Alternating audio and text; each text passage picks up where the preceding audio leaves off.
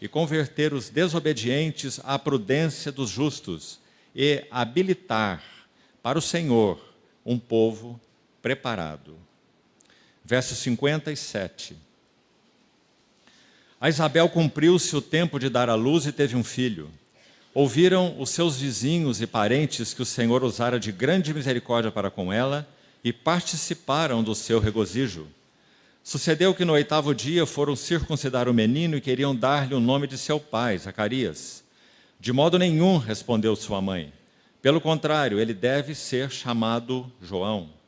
Disseram-lhe, ninguém há na tua parentela que tenha este nome. E perguntaram por acenos ao pai do menino que nome queria que lhe dessem. Então, pedindo ele uma tabuinha, escreveu, João é o seu nome. E todos se admiraram. Imediatamente a boca se lhe abriu e, desimpedida a língua, falava louvando a Deus. Sucedeu que todos os seus vizinhos ficaram possuídos de temor e por toda a região montanhosa da Judéia foram divulgadas estas coisas. Todos os que as ouviram guardavam-nas no coração, dizendo, que virá a ser, pois, este menino? E a mão do Senhor estava com ele. Vamos orar.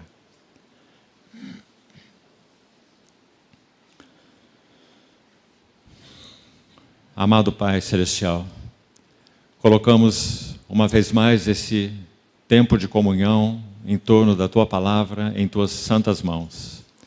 Sê misericordioso para conosco e abre os olhos do nosso entendimento, assim como abre as Tuas Escrituras para nós.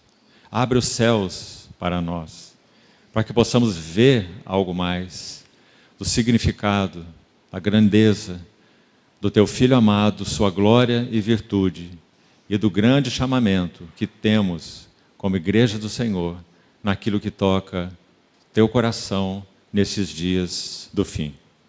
Assim nos colocamos diante de Ti, suplicando que a habilitação do Teu bendito Espírito Santo seja real em nossas vidas. Confiamo-nos a Ti. No precioso nome do Senhor Jesus oramos. Amém. Meus irmãos, vamos dar um passo além do que compartilhamos ontem, com essa ênfase naquela frase de Apocalipse 22:17, aquele que ouve. Ontem nós vimos a importância de como assembleias do Senhor podemos compreender a mente presente do Senhor para cada esfera onde nós estivermos inseridos. Recordando algo do que dissemos ontem, nós não conseguiríamos avançar como Assembleias do Senhor por um movimento automático, mecânico. A cada passo de nossa jornada, para que haja um avanço realmente orgânico do testemunho do Senhor entre nós precisamos conhecer as demandas do Senhor para cada uma de suas assembleias. Graças ao Senhor, nós vivemos uma história em que entendemos que o governo do Espírito Santo nas assembleias locais, ele é algo realizado diretamente. Graças a Deus por isso. O encabeçamento de Cristo é uma verdade experimentada para cada Assembleia do Senhor que tem essa convicção, já que esses são os moldes do governo neotestamentário da igreja. Não respondemos a nenhum outro que não seja o cabeça da igreja, e cada Assembleia local tem essa responsabilidade diante do Senhor. Então, quando olhamos a história das 7 igrejas, é isso que vemos.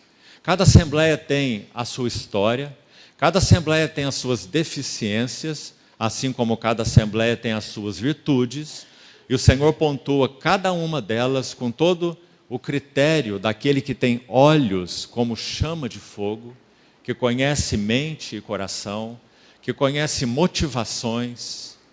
Então, ao mesmo tempo que ele, executando o seu juízo, ele traz as palavras que demonstram suas demandas não preenchidas para cada assembleia, ele também pronuncia suas palavras de louvor para cada uma das suas assembleias. Isso é muito digno do nosso Senhor, porque assim ele age. Ele não é aquele, para usar uma figura, que dá um banho em um bebê e joga a água suja junto com o bebê pela janela.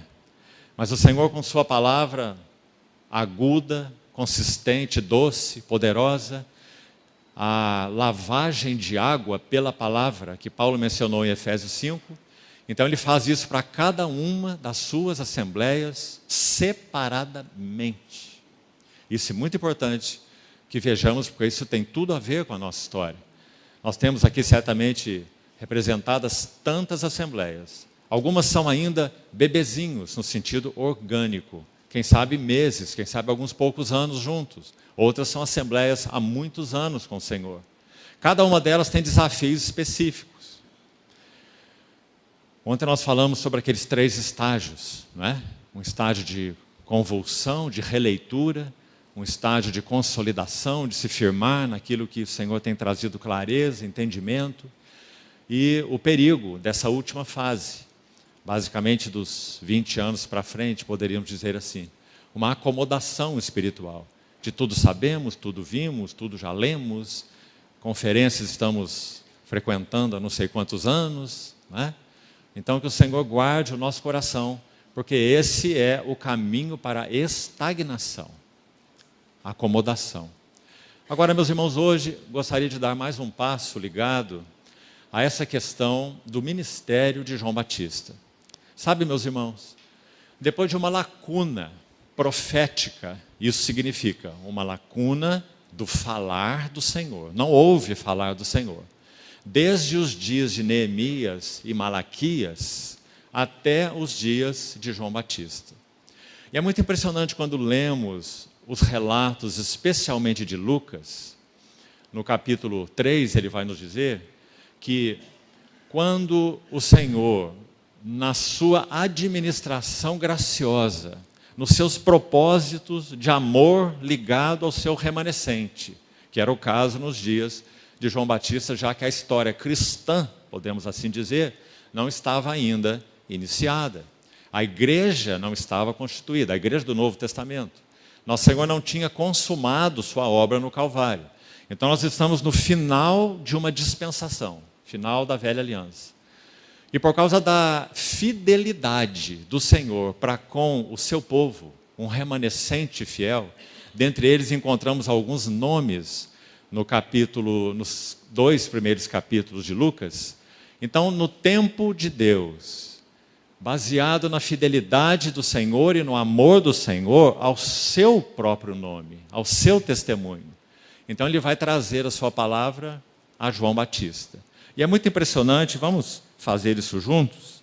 Quando nós abrimos o capítulo 3 de Lucas, abra por favor, e olha como isso é narrado, para que comecemos a entrar nessa história e no significado da vida e do ministério de João nessa fase de transição.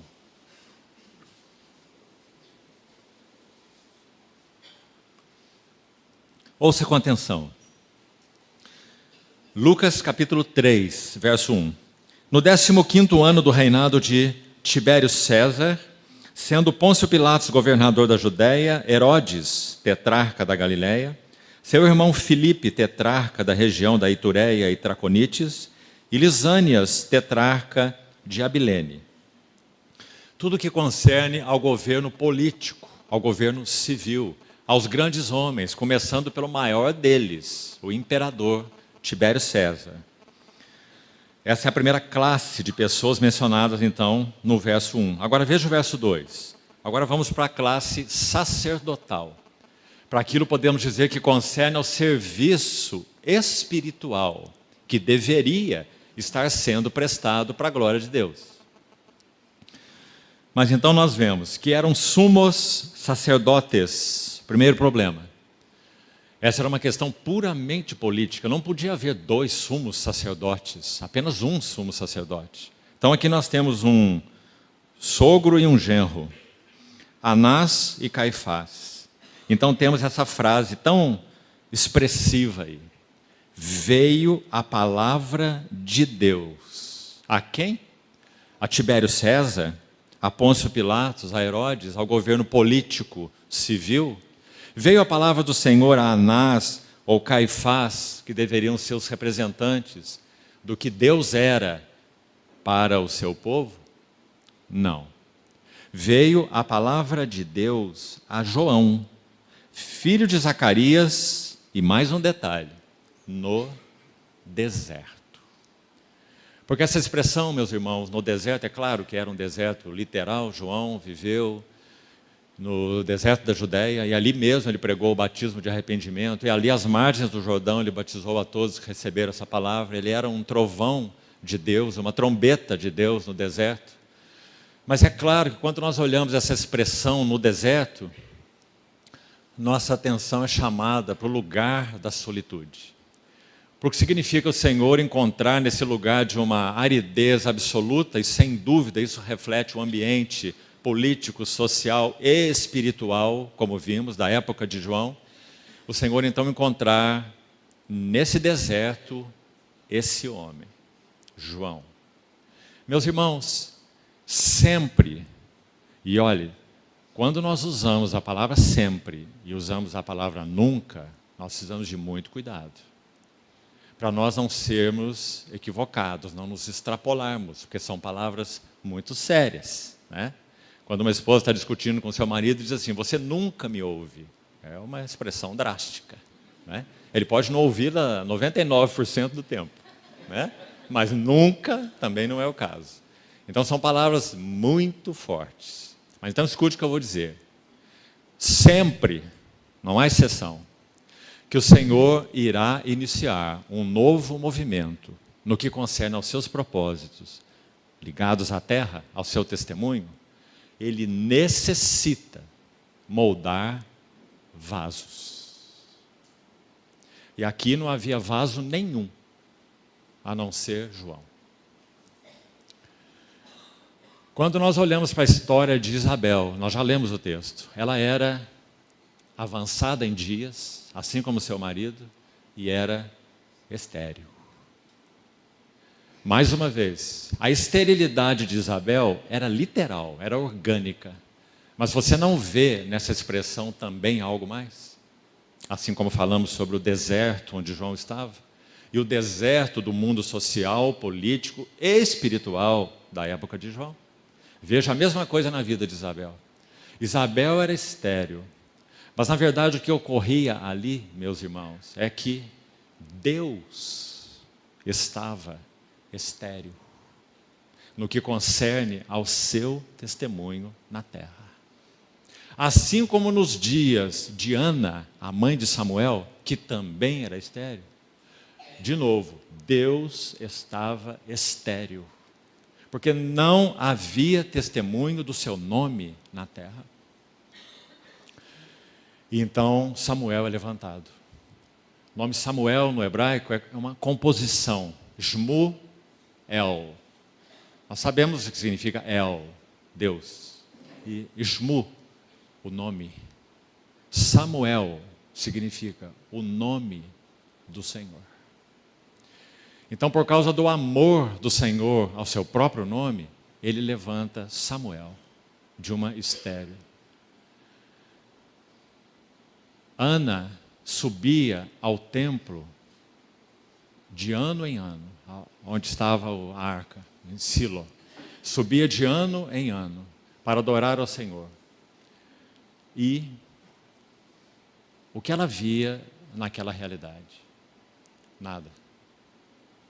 De ano em ano, ela subia e ela teria que chorar, porque o que era oferecido em termos de sacrifício ao Senhor era completamente desagradável aos olhos do Senhor. Então, quando lemos o primeiro capítulo de Samuel, Ana pede um filho ao Senhor. Você sabe que nem Eli compreende aquela atitude de Ana, acha que ela estava embriagada. E quando você vê aquela interlocução de Eli com Ana, é muito impressionante ver o que ela diz.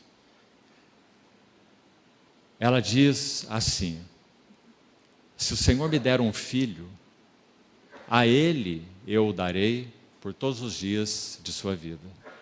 Parece uma barganha, você não acha? Uma mulher estéril, uma mulher que, sem dúvida, por isso era, de certa forma, marginalizada naquela sociedade, em que então pede um filho ao Senhor, como que fazendo uma barganha com ele. Se o Senhor me der, eu também te dou.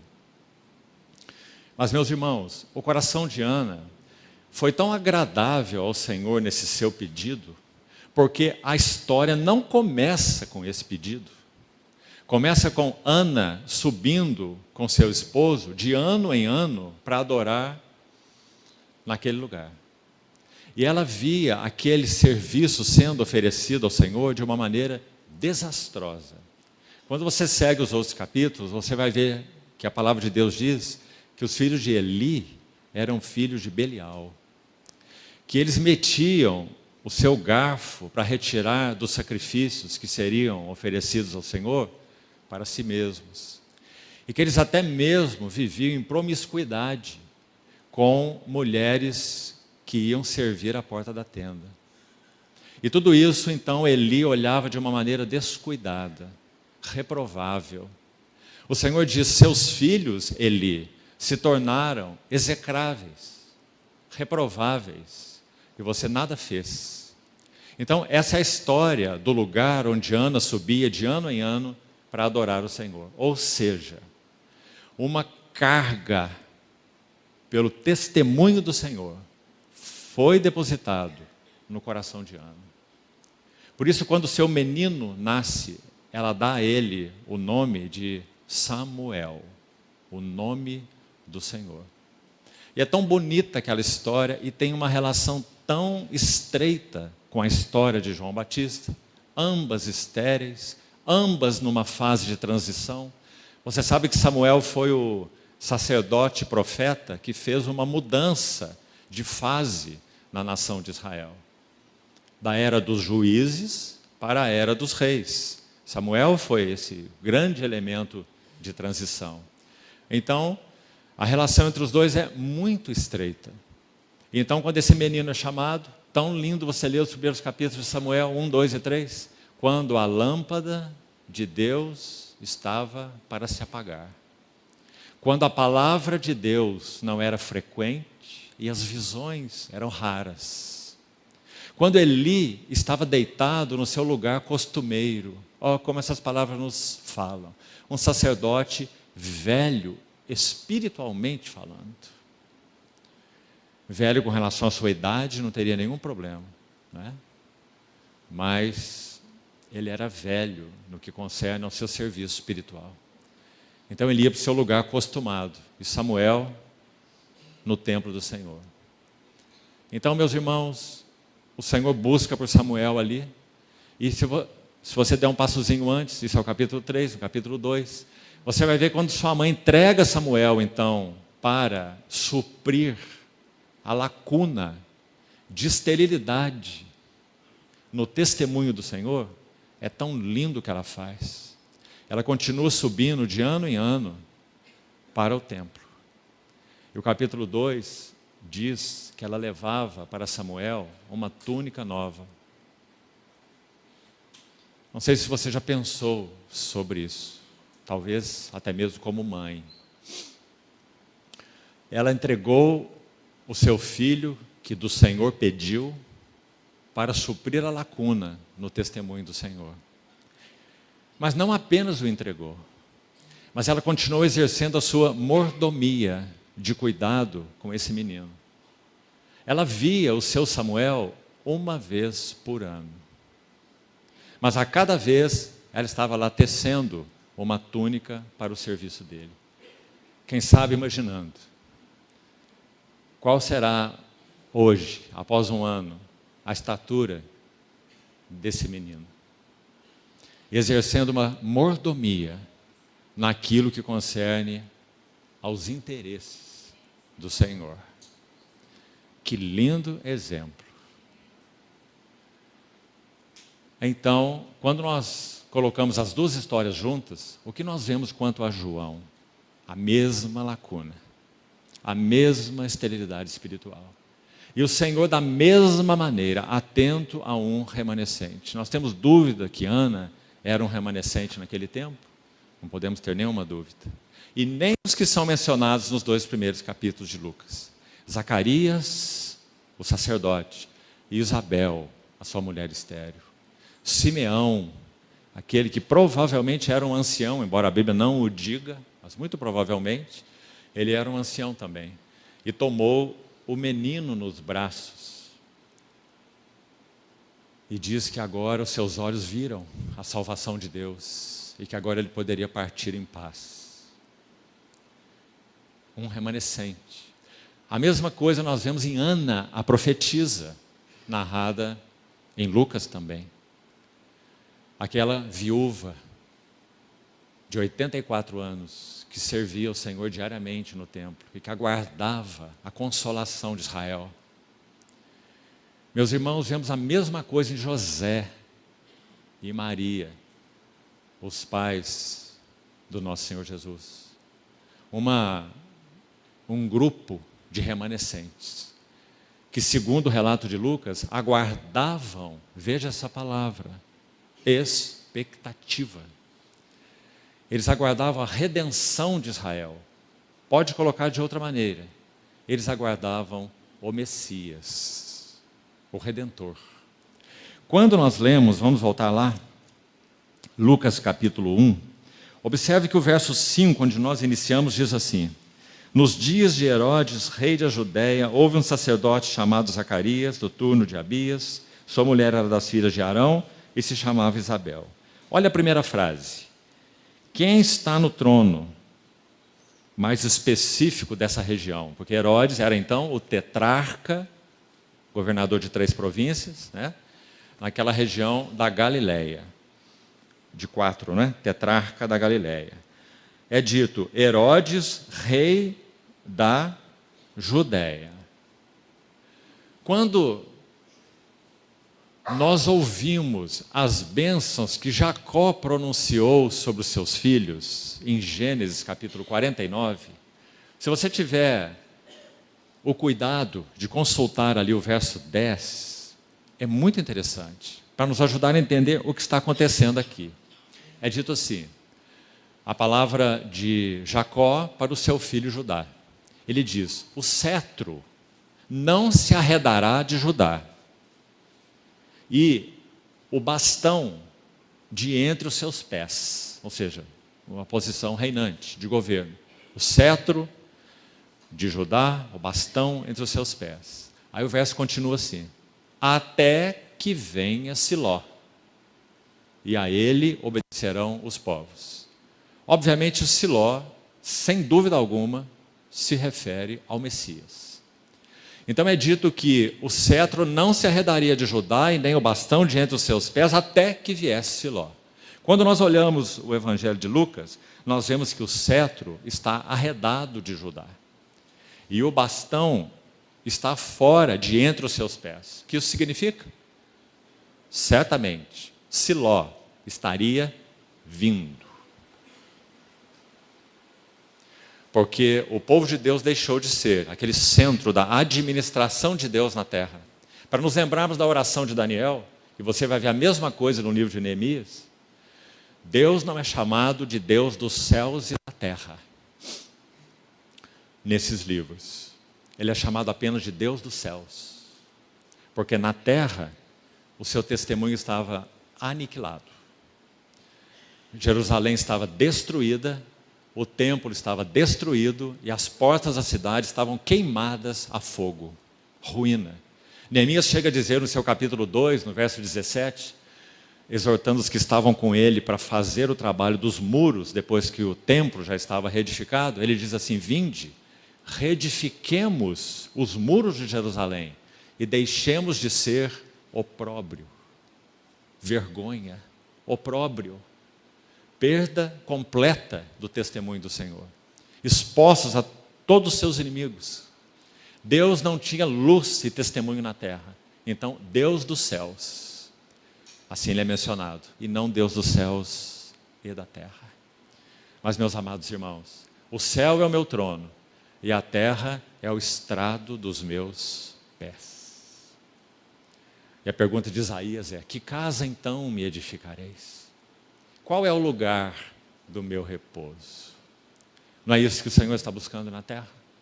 Lugar para o seu repouso. Verdadeiras Betânias. testemunho do Senhor.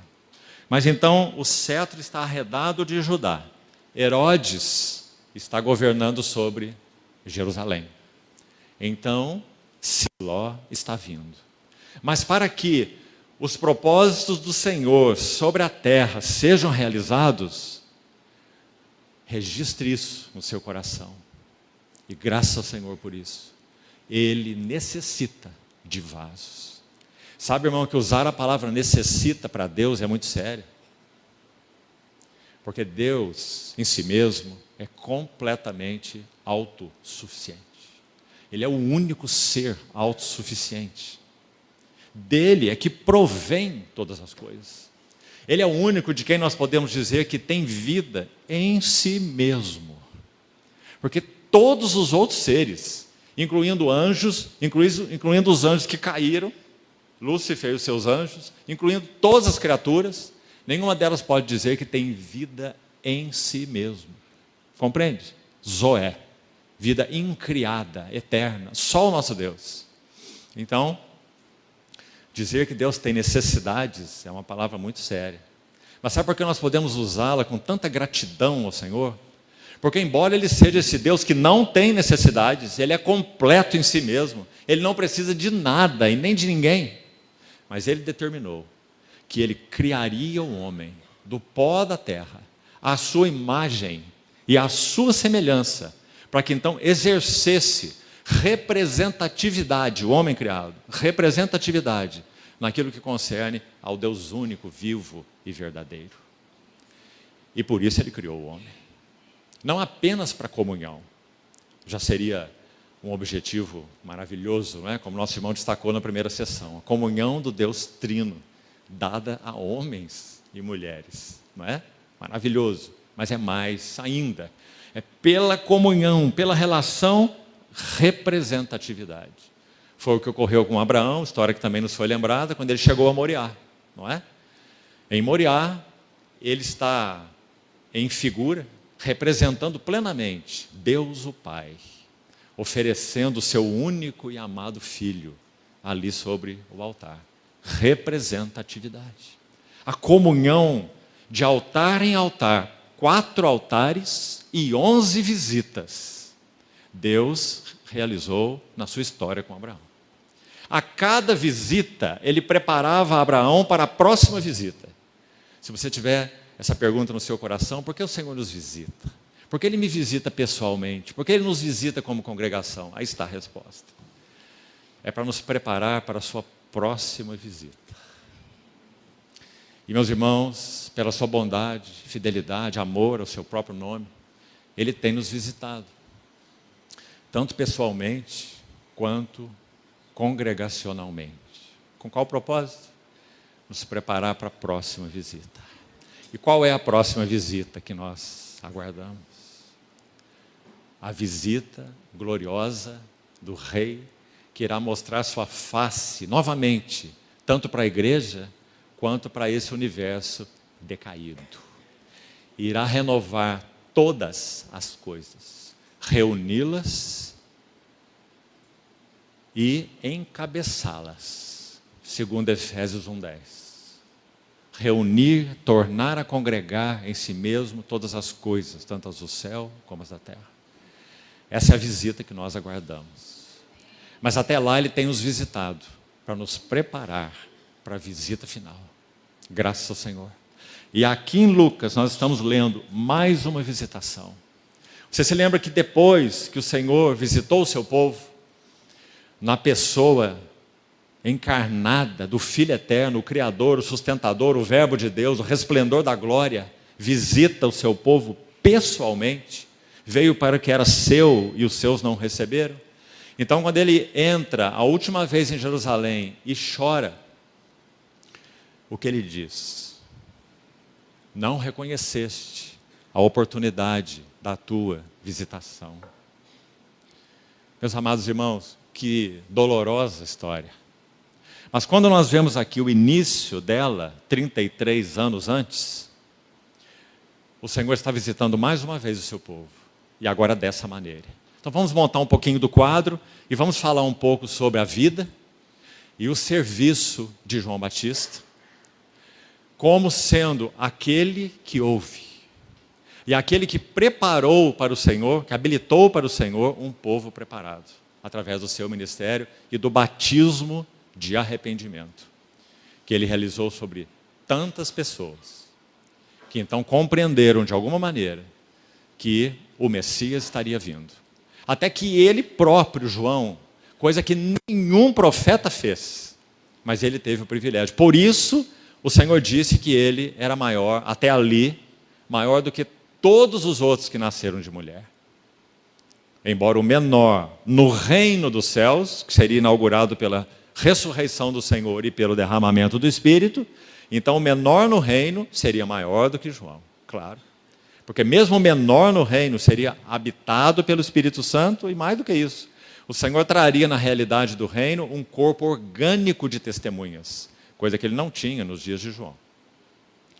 Mas ele diz, até aqui, dentre todos os nascidos de mulher, João é o maior. Porque não só ele preparou para o Senhor, ele habilitou para o Senhor um povo preparado, são as palavras que você vê aí no texto, quanto porque ele teve o privilégio de apontar o seu dedo e responder a maior pergunta do Velho Testamento, que foi aquela feita por Isaac ao seu pai Abraão. Quando subiam para Moriá, Isaac pergunta, vejo aqui o fogo, o lenho e o cutelo, mas onde está o cordeiro? 2000 anos depois, essa pergunta, a maior pergunta do Velho Testamento, foi respondida por João Batista. Quando ele aponta o seu dedo e finalmente diz, eis o Cordeiro de Deus. Quantos milhares de cordeiros haviam sido imolados em prefiguração daquele que viria. Mas agora não tem mais nenhuma prefiguração. Agora aqui está o Cordeiro de Deus, que tira o pecado do mundo. Então, meus irmãos, João Batista, sem dúvida, ele foi esse vaso moldado para que ele tivesse ouvidos para responder aquilo que dele estava escrito nas Escrituras. Não é maravilhoso observarmos o significado dessa vida e desse serviço? Meus irmãos, quando João abria Isaías 40, ele se via. Não é um privilégio? Nós, quando abrimos a palavra de Deus, nós também nos vemos, mas nós nos vemos em união com Cristo. Não é? Nosso nome não está lá, nossa pessoa não é exatamente identificada lá, não é? Mas quando João abria Isaías 40, ele se via. A voz do que clama no deserto. Preparai o caminho do Senhor. Preparai. Endireitai no ermo uma vereda para o nosso Deus. Que coisa maravilhosa. Então, repetindo, para que Deus siga com seus intentos sobre a terra, ele necessita de vasos que sejam moldados. E meus irmãos, vamos fazer outra pergunta. Qual é o maior privilégio das nossas vidas?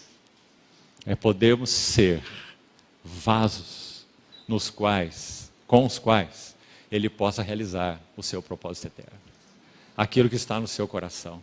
Esse é o maior privilégio das nossas vidas.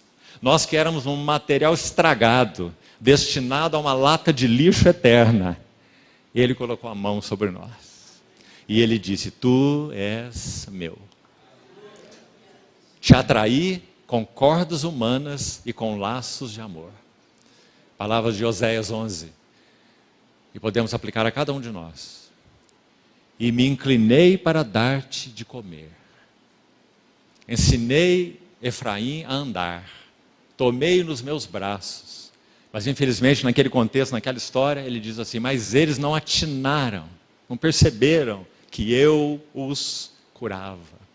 Eu fui para eles como aquele que alivia o jugo das suas queixadas, mas eles não quiseram.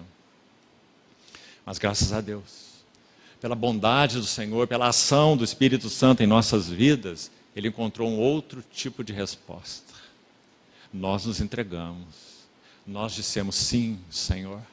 Nós dissemos obrigado por tua graça, Senhor, por ter alcançado esse material inútil, vazio, correndo ladeira abaixo para o nada. Vasos.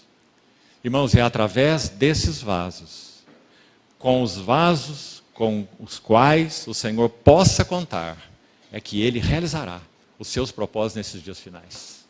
E nós devemos dizer, sim, Senhor, eu quero responder ao Senhor, com tudo que sou, com tudo que tenho, com meu coração, com meus afetos, com minha mente, com minha memória, com aquilo que o Senhor tem depositado em mim. Mas o Senhor não poderá fazer isso sem que então os vasos sejam moldados. Cada faculdade, podemos assim dizer, que caracteriza esse vaso e esses vasos precisam passar pelo trabalho da cruz, pelo altar. Então, vamos ver um pouco da história de João. É tão linda. O cetro está arredado de Judá, aí vem Siló, Gênesis 49:10. Então, para que venha Siló, onde estão os vasos? Para onde ele vem? Para quem ele vem? Ele viria para os seus que não o receberam. Mas para que ele siga com seus propósitos, ele tem que encontrar vasos. Então aí está um vaso preparado, João. O nome João significa favor, ou graça, favor. Não é todos os dias que Zacarias via um anjo em pé à direita do altar. Não é verdade? Não era. E nenhum outro sacerdote. Então, quando Zacarias entra para servir, para realizar o seu serviço segundo o turno sacerdotal, ele vê um anjo em pé à direita do altar de incenso. O ambiente, então, um pouco mais íntimo, não era no átrio, né? Era onde só o sacerdote entrava, e lá está um anjo que tem uma notícia para ele. O nome do anjo é Gabriel. E Gabriel significa Deus é poderoso. Porque quando o anjo fala com Zacarias, veja o que ele tem a dizer no capítulo 1. Observe. Verso 12. Vendo Zacarias, turbou-se e apoderou-se dele o temor. Disse-lhe, porém, o anjo, Zacarias, não temas. Sabe, irmãos, só nos 2 primeiros capítulos de Lucas, você tem 4 vezes a expressão não temas. Porque como nós falamos, repetindo, não é todos os dias que o céu se abre sobre pessoas, literalmente falando. E que anjos como mensageiros de Deus, no sentido do Velho Testamento, eles então trazem uma mensagem do Deus vivo para seres humanos. Então, Zacarias, Maria também, os pastores lá no campo, quando aquele anjo se manifesta a eles também, eles se turbam, e o anjo tem que dizer, não temais, eis que eu vos trago boas novas de grande alegria, que será para todo o povo. Então aqui nós temos a primeira menção para Zacarias, não temas, porque a tua oração foi ouvida, e a tua mulher te dará à luz um filho, a quem darás o nome de João. Em ti haverá prazer e alegria. Outra nota linda de Lucas. Nos primeiros capítulos de Lucas você vai ter 8 vezes a palavra alegria. Claro, Lucas está se detendo como um médico grego, vaso especialmente selecionado pelo Senhor para escrever esse evangelho, para registrar que esse verbo se fazer carne é a alegria dos homens. Você sabe que tem um autor que compôs uma peça musical com esse nome, não é? Jesus, a alegria dos homens. Então Lucas enfatiza essa palavra. Em ti haverá prazer e alegria, e muitos se regozijarão com o seu nascimento. Olha o que diz o verso 18. Então perguntou Zacarias ao anjo, como saberei isto? Pois eu sou velho, e a minha mulher avançada em dias. Muito claro o que ele quis dizer, né? Não há possibilidades. O tempo já passou. Eu sou velho. Que frase é essa? Mas ela contrasta com a próxima frase do verso 19. O que o anjo tem a dizer, quando Zacarias diz, eu sou velho e minha mulher é avançada em dias, a resposta dele é, eu sou Gabriel. Que significa, Deus é poderoso. Aquele que é poderoso para fazer infinitamente mais do que tudo quanto pedimos ou pensamos, segundo o seu poder que opera em nós, a Ele seja a glória, tanto na igreja quanto em Cristo Jesus. Então, esse foi o início da história. Em tempos de esterilidade espiritual, o Senhor necessita moldar vasos. E Ele o faz, por sua graça e por sua fidelidade. Vamos seguir um pouquinho mais. Abra, por favor, no livro de Malaquias. E já retornamos a Lucas rapidamente. Malaquias capítulo 1 nos ajuda a entender pelo que Zacarias estava orando. Porque quando lemos a história, se formos precipitados, nós poderíamos facilmente pensar assim: ele está orando por um filho, não é? Sua mulher é velha, mesmo que tenha aí passado o tempo, mas nós sabemos o que significava para uma mulher ser estéril naquele tempo, muito mais de um sacerdote, não é? Então, colocamos aí nossas interpretações, nossos conceitos e pensamos: João está orando e pedindo a Deus um filho. Porque o anjo diz para ele: tua oração foi ouvida. Então nós pensamos, pelo que João estava orando, quando ele entrava no serviço sacerdotal. Zacarias, perdão. Então, irmãos, qual é a resposta? Ele não orava por nenhum dos seus interesses. Como sabemos? Olha o que diz o livro de Malaquias. Malaquias capítulo 1. Vamos ler o verso 6 para nos ajudar um pouco mais. O filho honra o pai e o servo ao seu senhor. Se eu sou o pai, onde está a minha honra? E se eu sou o Senhor, onde está o respeito para comigo? Diz o Senhor dos Exércitos. A vós, outros, preste atenção, ó sacerdotes, que desprezais o meu nome. Vós dizeis: em que desprezamos o teu nome? Ofereceis sobre o meu altar pão imundo e ainda perguntais: em que te havemos profanado? Nisto que pensais, a mesa do Senhor é desprezível. Quando trazeis animal cego para o sacrificardes, não é isso mal? E quando trazeis o coxo ou o enfermo, não é isso mal? Ora, apresenta-o ao teu governador, acaso terá ele agrado em ti e te será favorável? Diz o Senhor Deus dos Exércitos. E atenção agora para o verso 9. Agora, pois, suplicai o favor de Deus. O nome João, mais uma vez, significa favor, graça.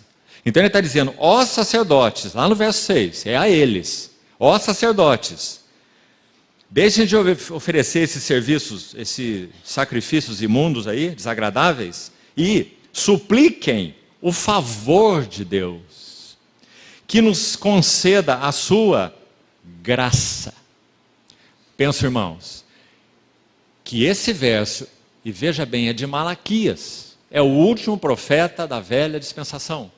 Após ele, são 400 anos de silêncio, chamado de período intertestamentário. 400 anos sem profeta, 400 anos de Deus calado. E então agora, Zacarias tem essa experiência. E, segundo lemos em Malaquias, o que então entendemos que Zacarias estava fazendo lá dentro? Ele não estava orando pelos seus interesses, ele não estava orando por um filho, ele não estava orando por nada que concerne a ele. Ele, como sacerdote, é representante do povo diante de Deus e vive um tempo de absoluta esterilidade. Então, meus irmãos, seria nós desconfiarmos do coração, do espírito de Zacarias, se nós pensássemos de outra maneira. Porque ele é um dos remanescentes mencionados nos 2 capítulos de Lucas. Então, sim, nós temos que admitir que Zacarias estava lá, suplicando o favor de Deus, palavras de Malaquias 1:9. Estava suplicando a sua graça, estava suplicando a sua visitação, porque são 400 anos de esterilidade. E o cetro arredado de Judá, e Jerusalém dominada por um imperador pagão, como já era a história por séculos, né? Então,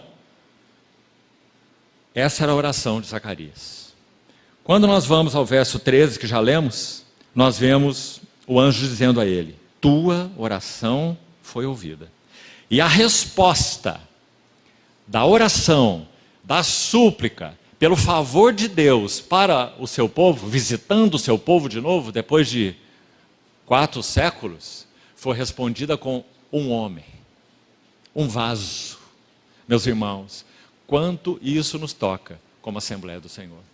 Sem dúvida, o Senhor continua com o mesmo desejo em seu coração de moldar vasos para que seu propósito prossiga. Mas pense também no aspecto coletivo, como lemos ontem e meditamos ontem. Os vasos de Deus coletivos, para a expressão dos interesses do seu coração, expressão de seu testemunho.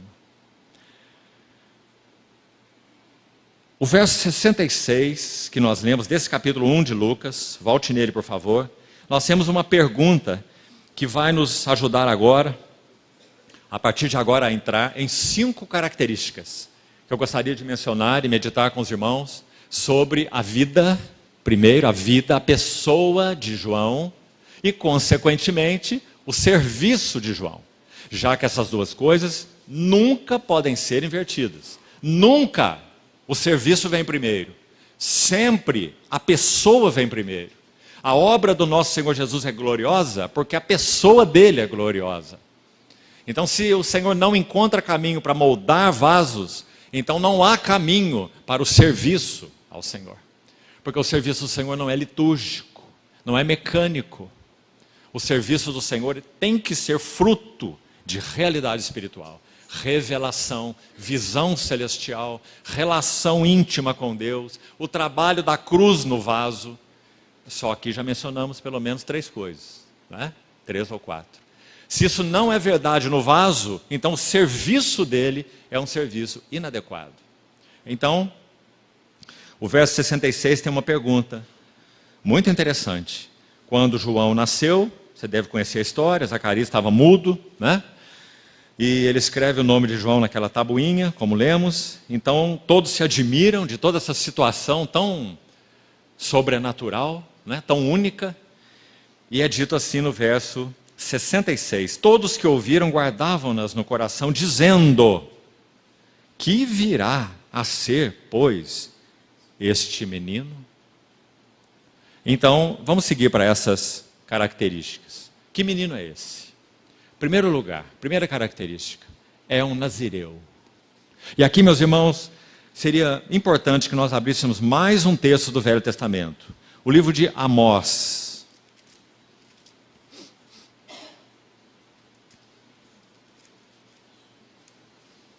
Se te ajudar, ele está depois de Joel e antes de Jonas.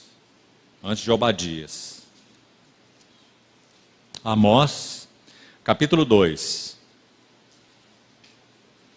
Olhe com atenção para esse texto. Amós 2, 11. Um sinal da graça, da benevolência de Deus para com o seu povo, o povo da aliança. Um sinal. Qual é? Dentre os vossos filhos suscitei profetas, e dentre os vossos jovens, nazireus. Não é isto assim, filhos de Israel, diz o Senhor?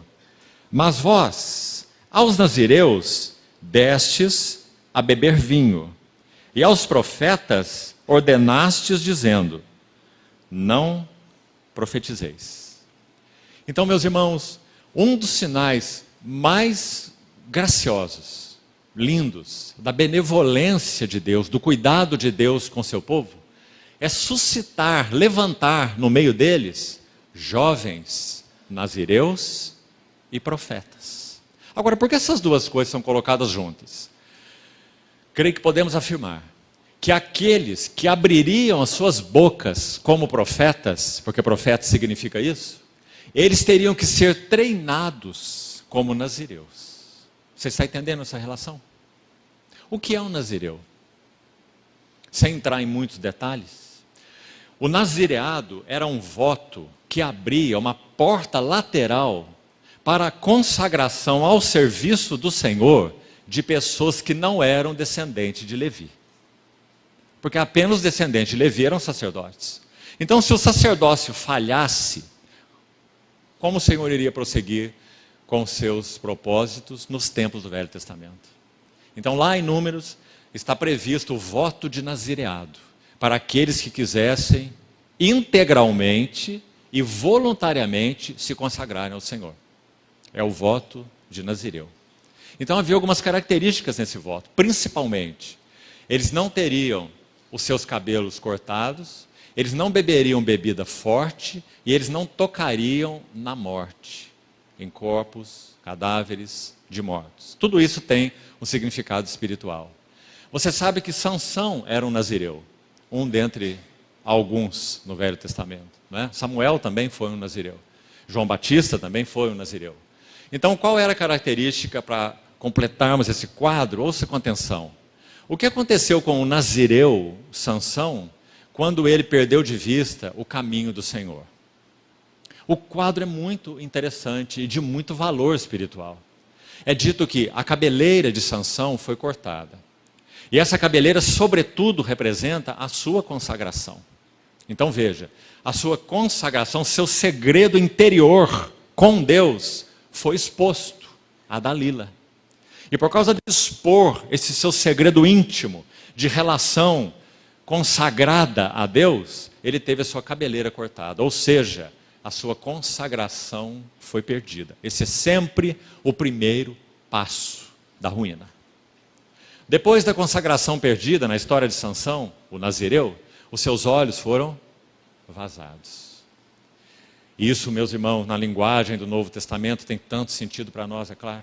Perda da visão. Perda da consagração sempre vai implicar em perda da visão espiritual. Mas tem mais um elemento.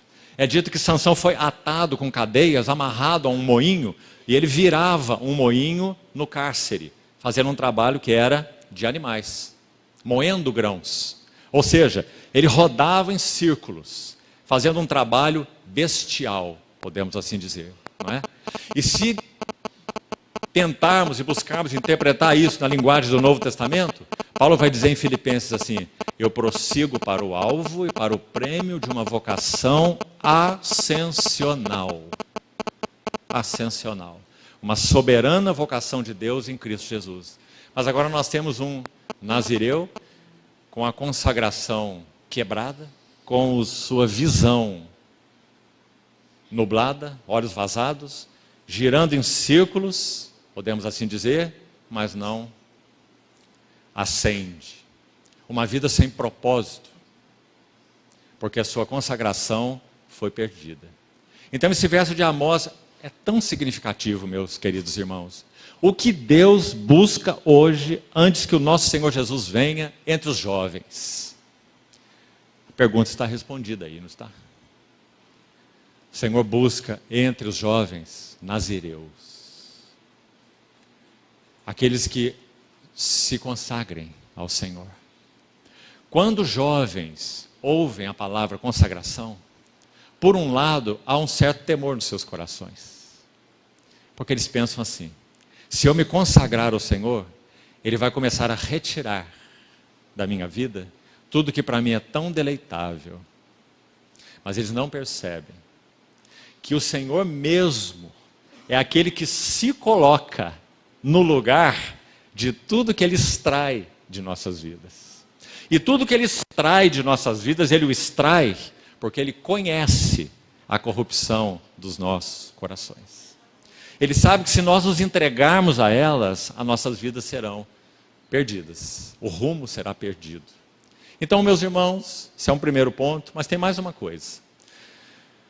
Tudo aquilo que o Senhor toca em nossas vidas, Ele toca de maneira transformadora. Não é exatamente para retirá-las. Exemplo, talvez o mais contundente, Abraão e Isaque. Quando Abraão recebe Isaque, nós podemos dizer que ele se torna pai e vovô no mesmo dia. Porque ele tinha 100 anos. E aquela preciosidade chamada Isaque, o dom de Deus, agora nasceu. E ele imediatamente, podemos dizer, abraça Isaque e leva para sua tenda. Não é?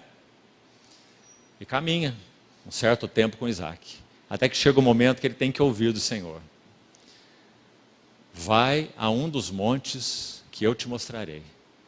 E oferece-me o teu filho. O teu único filho. Embora ele já tivesse Ismael, veja que Isaque é chamado de o único filho. porque é Isaque que é segundo a promessa, e não Ismael. Então oferece-me Isaque, o teu único filho, a quem amas, sobre um dos montes que eu te mostrarei. Meus irmãos, agora Abraão tem que tirar da tenda aquilo que é o dom precioso de Deus a ele. Sabe por que isso fala muito ao nosso coração? Porque nós recolhemos em nossa tenda, em grande parte, aquilo que não é o dom precioso de Deus para nós. São coisas que Ele nos dá porque Ele é galardoador dos que o buscam. O bem-estar em diversas áreas, não é? Uma coisa aqui, uma outra ali. Ele é galardoador daqueles que o buscam. E nós vamos colocando essas coisas para dentro da tenda. Com Abraão foi muito mais. Com Abraão ele recebeu o dom, com D maiúsculo. Em ti serão benditas todas as famílias da terra, através de um descendente que eu te darei. Os irmãos verem o peso do que isso significa. Então, quando esse menino nasce, esse menino é tudo. Nele serão benditas todas as famílias da terra. Então, Abraão toma o dom de Deus e coloca na sua tenda. Mas, mesmo sendo um dom precioso de Deus, ele precisa passar pelo altar. Para que a vida de Abraão não esteja ligada à dádiva de Deus, mas sim ligado ao Deus que fez a dádiva. Então, quando sobem os dois ao monte, nós temos uma figura maravilhosa. Quando sobem os dois ao monte, nós sabemos que Abraão confia nas promessas de Deus. Sim, ele confia, já é o quarto altar na sua história com o Senhor. Já é a última visita do Senhor a Abraão. Então sim, ele confia nas promessas de Deus, por isso ele vai. Mas irmãos, quando os dois descem, Abraão aqui é diferente. Porque agora ele não confia nas promessas de Deus. Agora ele confia no Deus que fez as promessas. Isso faz toda a diferença na vida de Abraão. E quanto a nós? Em que temos confiado? Mesmo em termos espirituais. Sabe, irmãos, me lembro de um velho irmão, ancião. Foi muito usado pelo Senhor e muitos aqui o conheceram. Não vou citar o nome propositalmente. Hoje ele já está com o Senhor. Certa vez ele estava numa reunião com líderes, pastores e outros irmãos, líderes espirituais. E ele fez uma pergunta assim: quantos de vocês se realizam no seu ministério? Aí alguns não levantaram a mão, porque estavam lá entristecidos de alguma maneira com o seu serviço, com o seu ministério, com o exercício do seu ministério, mas muitos levantaram a mão, a maioria. E a pergunta foi: quantos de vocês se realizam nos seus ministérios? Então foi muito ousada. Foi muito ousado o que esse irmão disse para todos esses que levantaram as mãos. Ele disse assim: tenho muita pena de vocês, porque nós não nos realizamos em ministério. Nós só nos realizamos em Deus mesmo. Então, meus irmãos, essa foi a história de Abraão com o Senhor. Para que Deus mesmo, o Deus vivo, o Deus de Abraão, de Isaque, de Jacó, ele fosse o centro no coração do Abraão, havia alguém que de alguma forma foi dado por Deus mesmo, dádiva de Deus, dom de Deus, bênção de Deus, como ele tem dado a nós também. Mas de alguma maneira estava em disputa pelo trono no coração de Abraão. E graças ao Senhor, meus irmãos, graças ao nosso valente Senhor, Ele compete com os nossos inimigos para tirá-los do trono, para que Ele seja o único entronizado. Então, entre os jovens, Ele busca nazireus. Que não sejamos iludidos, especialmente aqui os mais jovens, com temores, com dúvidas. Um servo do Senhor, um missionário chamado Henry Martin, partiu para o Senhor muito jovem, e em suas missões evangelísticas. E antes de partir, ele tinha um pequeno diário, e nesse diário foi encontrada uma oração. Escute o que ele dizia, o que ele disse: em ti, ó meu Deus, não há engano. Eu nunca terei de me arrepender por ter te amado tanto. nunca terei de me arrepender. Isso é consagração. Então, dentre os jovens, suscitarei nazireus. Ou no caso de Amós, suscitei. O Senhor está mostrando o quanto Ele usou de benevolência para com o povo. E, dentre os teus filhos, aí já está se referindo a adultos, nessa palavra, profetas. Então você vê uma relação muito, muito linda aí, irmãos amados. Se jovens aqui têm tido o privilégio de terem conhecido o Senhor em uma idade tão tenra, saiba que o propósito do Senhor de ter chamado você foi esse, que você fosse nazireu para Ele, que Ele te guardasse das bebidas fortes, que Ele te guardasse da morte, que Ele conservasse tua cabeleira, no que isso significa. E saiba, irmão, Ele não está privando você de nada, pelo contrário, Ele está dando tudo a você, porque Cristo é tudo.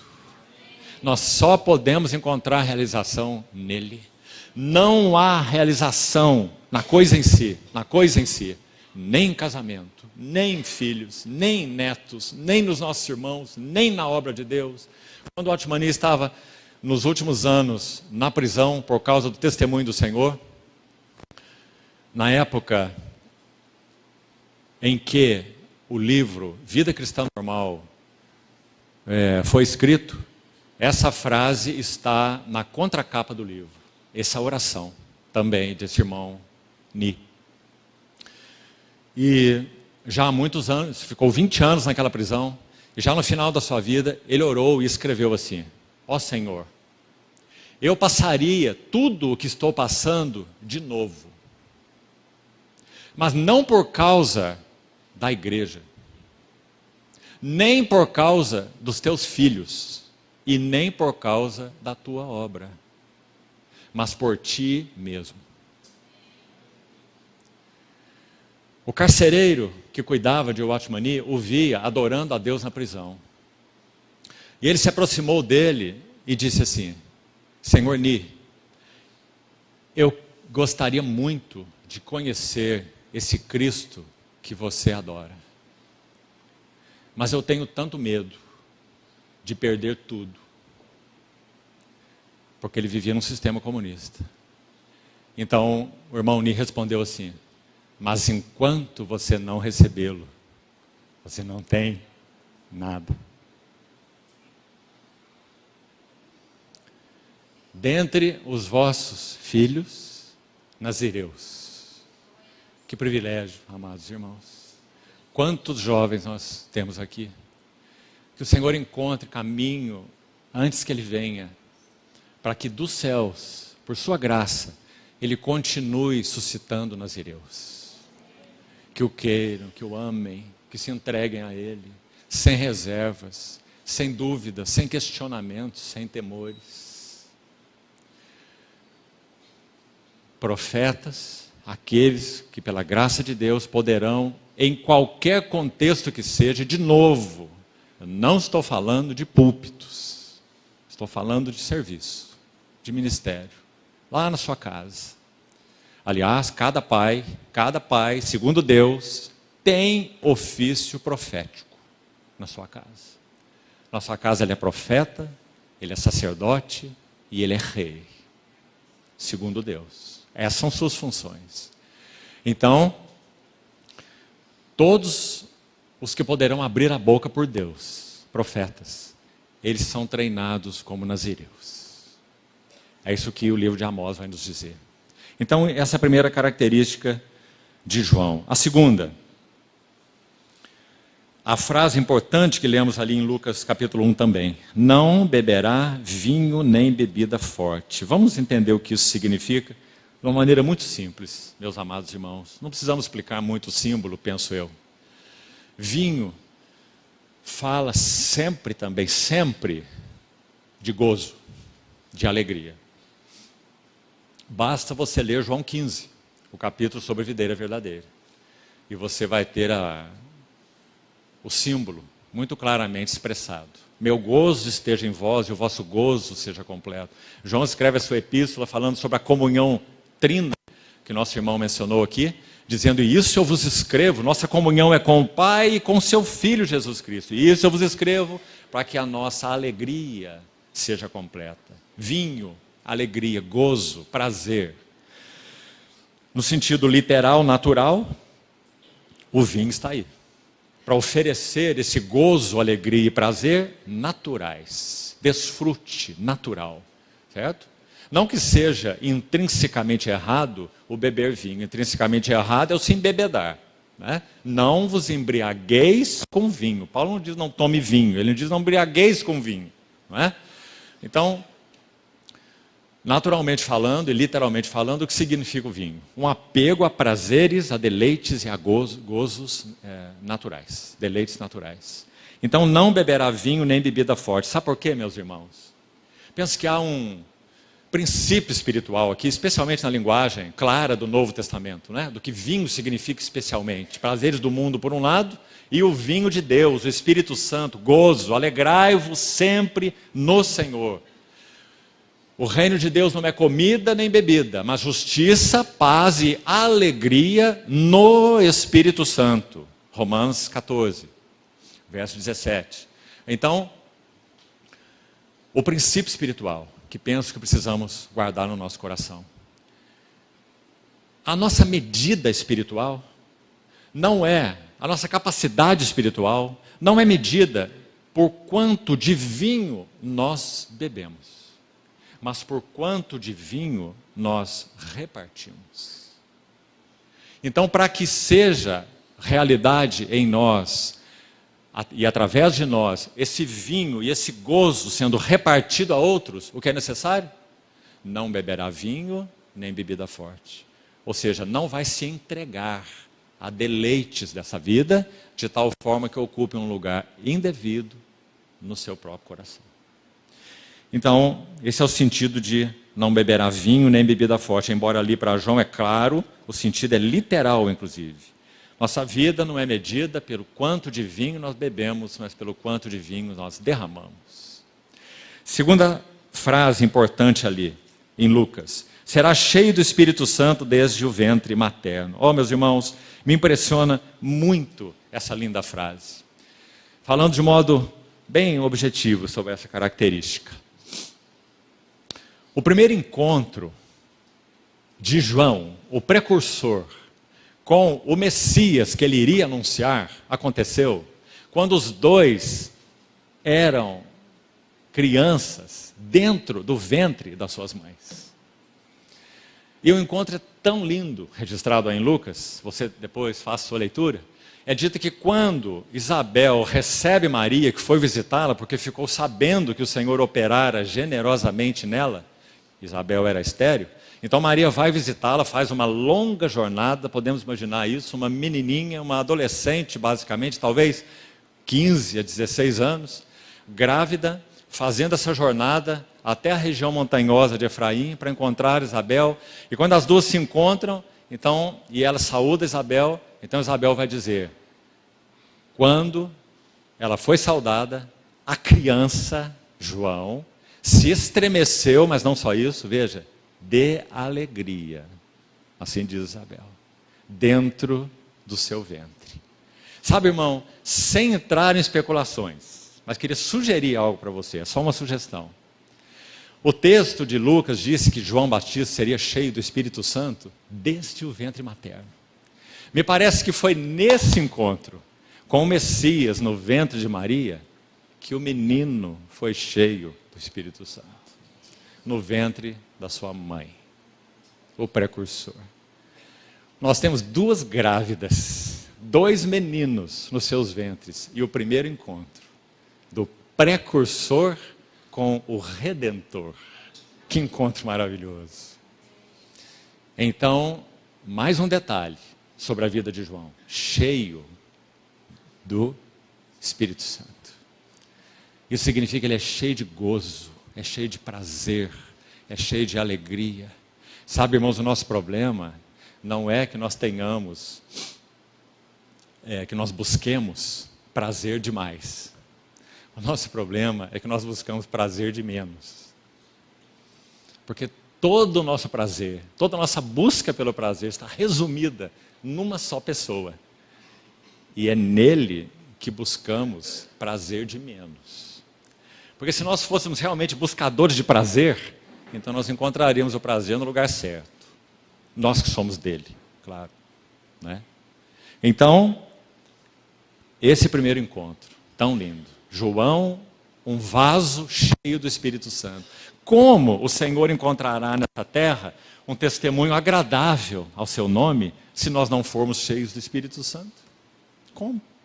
Nós seremos cheios do quê? Como também nosso querido irmão mencionou. Seremos cheios de autointeresse, seremos cheios de projetos, seremos cheios de planos, seremos cheios de coisas. Não é? Então essa é a segunda característica do vaso João. Primeiro, um nazireu. Segundo, colocado juntos aí, não beberá vinho e nem bebida forte. Sem promiscuidade com os prazeres do mundo. Utilizando do mundo, mas não abusando dele. Usando do mundo, mas não sendo usado por ele. E, junto com essa segunda característica, cheio do Espírito Santo. Vamos para a terceira. Tão bonita também. Mencionada lá no verso 80 de Lucas 1. Vamos lê-lo.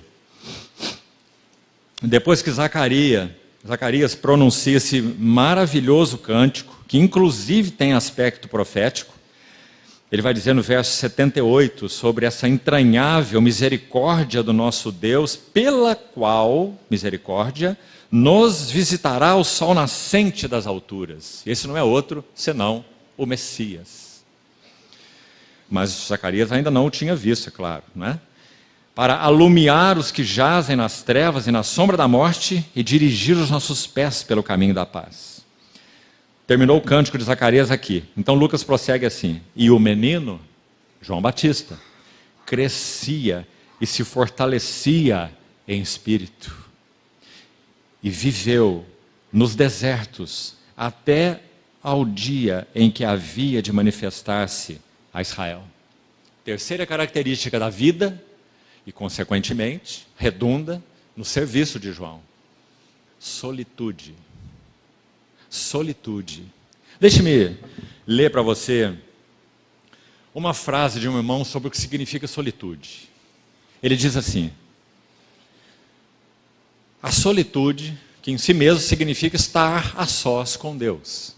Mais especificamente falando, não é apenas o tempo que nos retiramos para estar a sós com Deus no quarto fechado. Implica num primeiro plano nisso, podemos dizer assim, mas é muito mais que isso. É trazer o nosso quarto fechado conosco onde nós formos.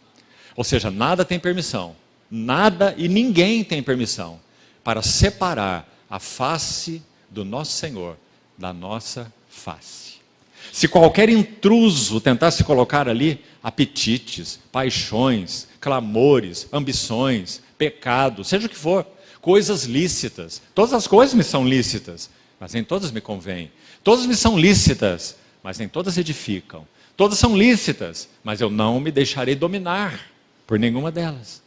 Então, se qualquer intruso tenta fazer esse movimento aqui e ofuscar a face do Senhor na nossa face, então o bendito Espírito Santo acende aquela primeira luz amarela, antes da vermelha, dizendo: preste atenção, o intruso está vindo aí, para nublar o teu rosto do meu rosto. Não permita, diga não a ele. Então, se nós insistimos, então ele acende a luz vermelha e diz: tome todo cuidado. Então, solitude significa carregarmos o quarto fechado conosco, durante todo o dia. Esse irmão então escreve assim, veja: a solitude transforma os hipócritas. É que ele está usando a palavra hipócrita num sentido bem generoso, viu? Não está dizendo pessoas que querem representar o que não são deliberadamente, não.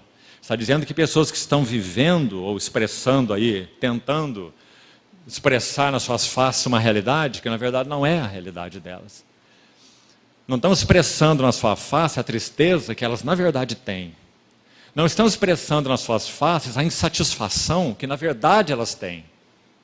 Então ela diz: a solitude transforma os hipócritas em pessoas meigas, atenciosas e magnânimas. profundamente convencidas da sua própria pecaminosidade. Por isso nós falamos ontem, irmão, nenhum avivamento começou com pregação sobre avivamento, mas com pregação sobre arrependimento. É isso que produz avivamento. Então, transforma hipócritas em pessoas meigas, atenciosas, magnânimas, profundamente convencidas de sua própria pecaminosidade, veja, e tão profundamente conscientes da misericórdia de Deus, que sua própria vida se transforma em ministério. Essa última frase me parece muito preciosa. O que o Senhor quer fazer de vasos nos quais Ele tem colocado suas mãos é isso. É que nós não tenhamos um ministério. É que nossas vidas sejam um ministério. Compreende a grande diferença entre essas duas coisas, irmão? A primeira pode ser profissional. Mas a segunda é impossível que seja profissional. Porque a vida vivida é um ministério. Um ministério de amor, um ministério de serviço, um ministério de Cristo, um ministério das suas virtudes. Não é? Então, João viveu nos desertos, até o dia em que havia de manifestar-se. Com quantos anos mesmo João tinha quando ele se manifestou? 30 anos. Assim como o nosso Senhor. João era 6 meses mais velho do que o Senhor Jesus. Então João viveu todo esse tempo, claro que desde que tornou-se possível, né? Que ele fosse ao deserto para poder viver ali. Todos esses anos, nos desertos, solitude. Irmão, essa é uma marca de vasos com os quais o Senhor possa contar nos nossos dias. Nada de ativismo religioso, nada de colocar o carro na frente dos bois, nada de sair fazendo a obra de Deus. Não. Se o Espírito Santo não nos encontrar em solitude, e nós não compreendemos o que significa o a sós com Deus, o viver diante dele, o permanecer em mim, nós somos inúteis no que concerne aos propósitos do Senhor. Então, terceira característica. A quarta, penúltima. João era um arauto. E aqui é uma frase tão linda também para expressar isso. O verso 16 do capítulo 1 de Lucas. Converterá muitos dos filhos de Israel. Está vendo? Os filhos de Israel estavam em esterilidade. Testemunho de Deus absolutamente fraco. Então ele iria converter, não é pagãos. Ele iria converter os filhos de Israel. Então, de novo, pergunta para nós, você vê? Quando você compara as eras, como a mensagem de João Batista para nós se torna profunda, nesse aspecto de alguém que ouve, que ouviu e que correspondeu como vaso àquilo para o que o Senhor o chamou. João converteu filhos ao Senhor.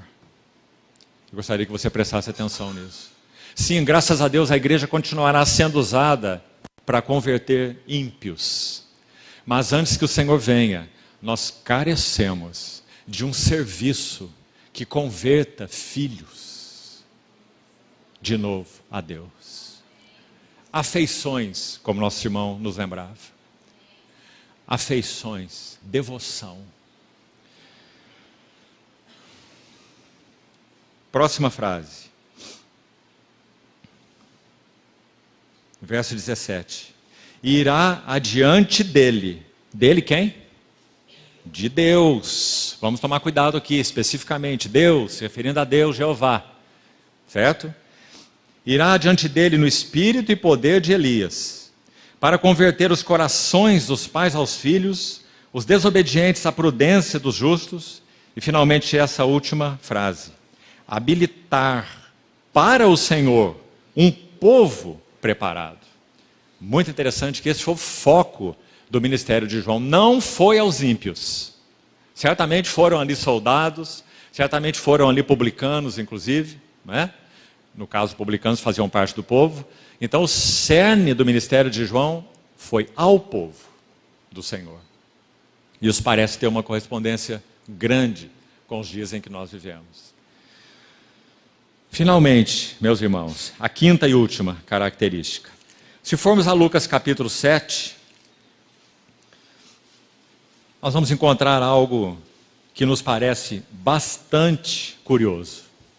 Porque esse homem, do qual nós falamos já tanta coisa aqui, é dito assim no capítulo 7 de Lucas, no verso 18, que depois que o Senhor operou esses sinais, olha aí para esse capítulo, tanto curando o servo do centurião, quanto ressuscitando o filho da viúva de Naim, que foi a primeira das 3 ressurreições que o Senhor operou durante o seu ministério, o filho da viúva de Naim, a filha de Jairo, a menininha de 12 anos, e Lázaro. Unicamente os 3. E essa foi a primeira. Então, depois desse evento tremendo, em que foi dito no verso 16 por aqueles que participavam ali, Deus visitou, olha essa palavra aí, verso 16, parte final, visitou o seu povo.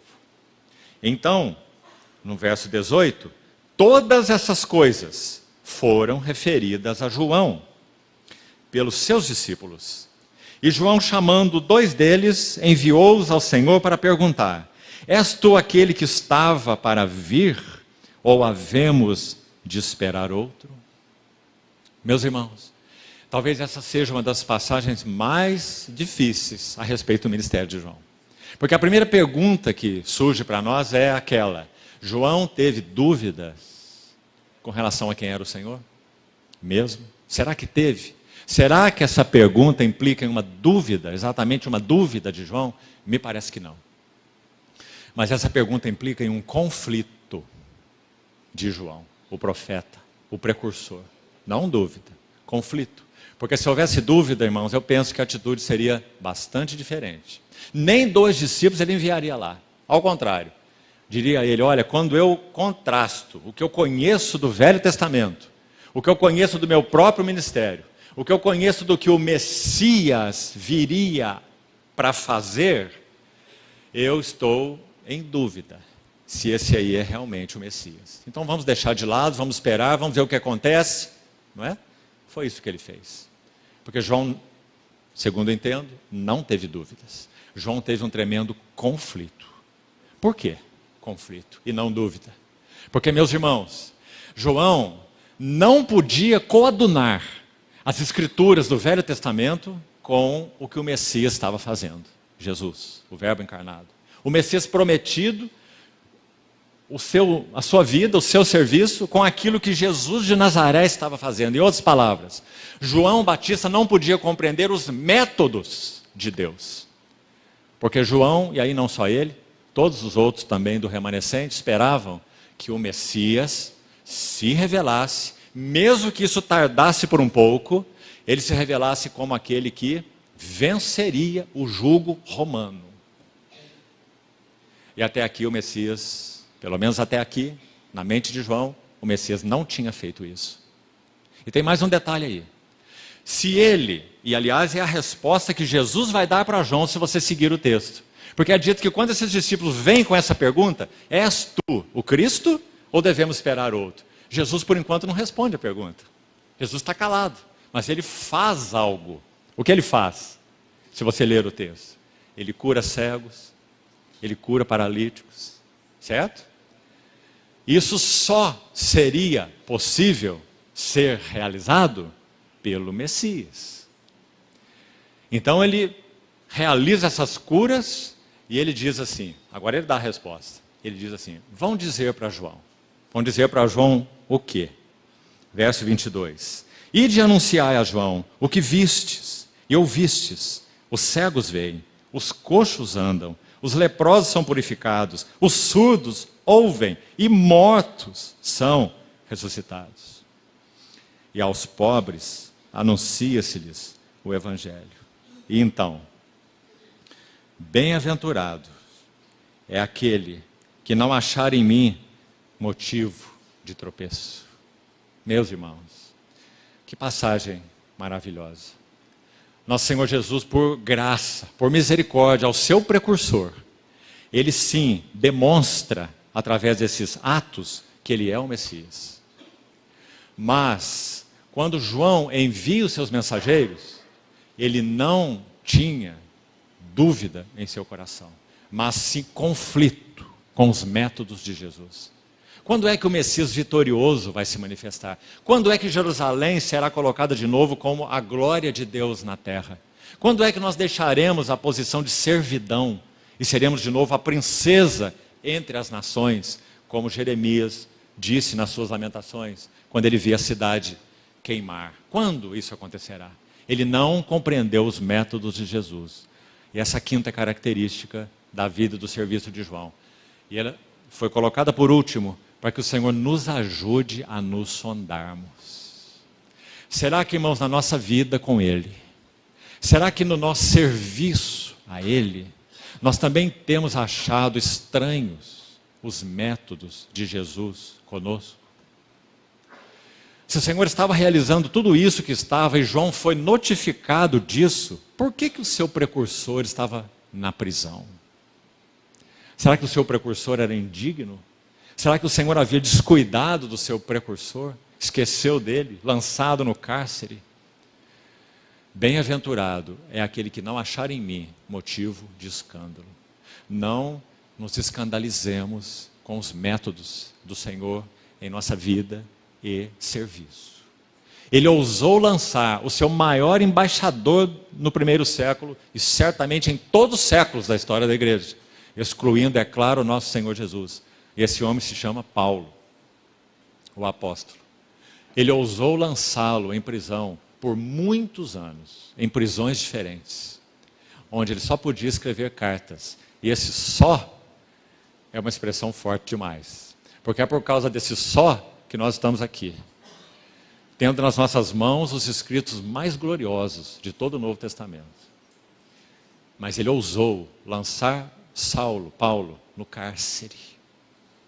Será que Paulo também desconfiaria dos métodos de Cristo a ele? Dizendo: ó Senhor, eu só andei na metade das nações que eu queria. Há tantas nações para serem conquistadas. Precisamos plantar o testemunho do Senhor aqui ou ali. Esse não era Paulo.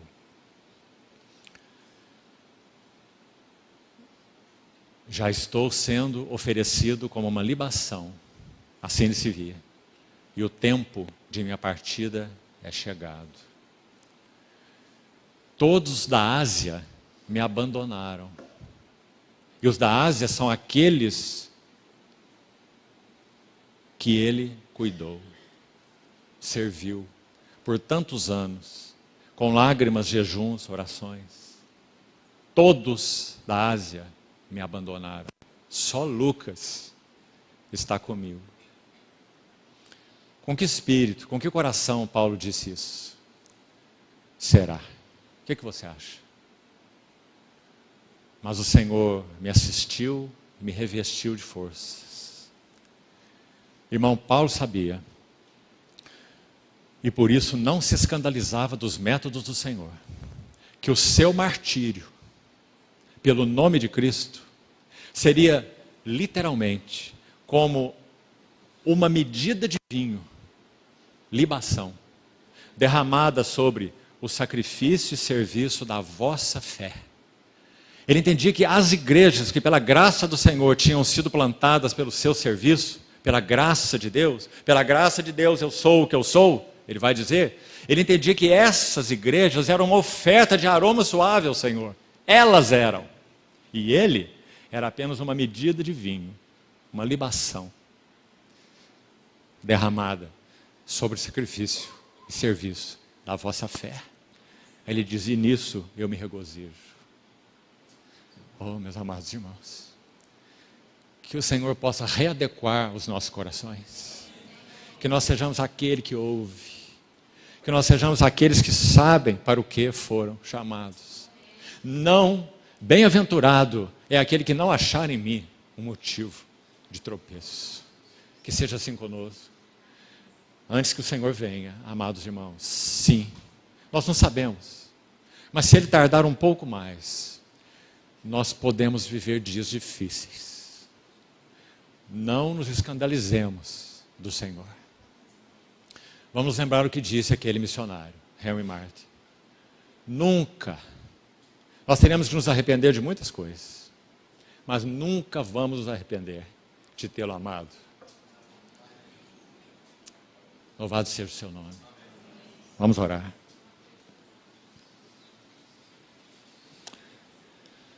Senhor, entregamos nas tuas mãos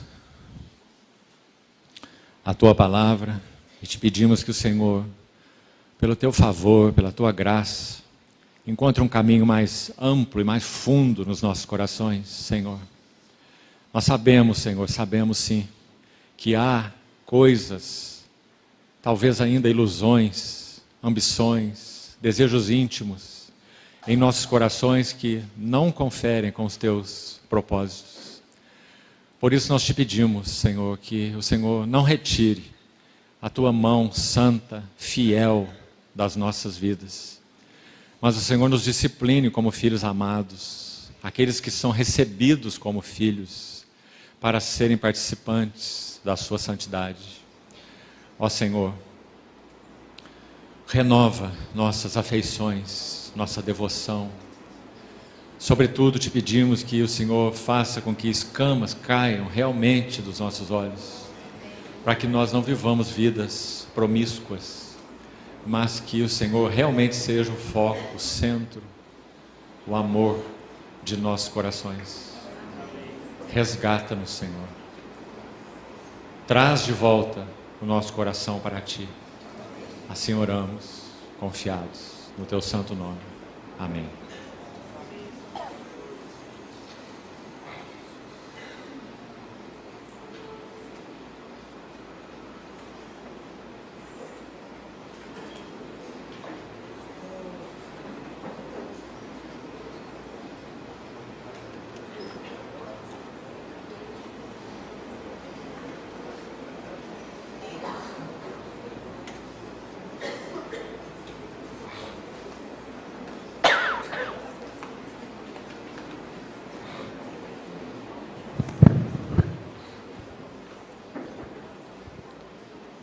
Aleluia. Nosso coração fica compungido, né? Quando o Senhor se revela a nós pela sua palavra e escancara o coração, o propósito, o caminho, né? Ao mesmo tempo que nos leva a nos envergonharmos, né? Muitas vezes de nós mesmos, de como somos tardios, né, para entender a graça, o favor do Senhor para conosco, né? Mas louvamos ao Senhor, porque Ele tem vindo, tem falado, tem se revelado, mais uma vez, né, como esse Deus de graça, esse Deus de propósito, esse Deus de chamado, esse Deus de compromisso, de aliança, algo que não é difícil, é impossível a nós, né? Mas Ele nos deu o nosso ajudador, o nosso fortalecedor, nosso consolador, que estará conosco até aquele dia em que a obra se consumará. Creio que essa é a nossa confiança, que de fato venhamos carregar isso, essa face do Senhor conosco onde estivermos, né? Não somente no tempo em secreto, mas na vida em secreto do nosso coração, do nosso homem interior. Amém? Bendito seja o Senhor, que Ele prossiga falando, que Ele prossiga se derramando para cada um de nós. Agora, irmãos, nós teremos batismo aqui na piscina, então pedimos para os pais, porque provavelmente aqueles que irão se batizar estão aqui, que tragam os seus filhos, aqueles que irão se batizar, ali no refeitório. Parece que até já estão se dirigindo para ali. naquela parte do refeitório de cá que a gente não está usando.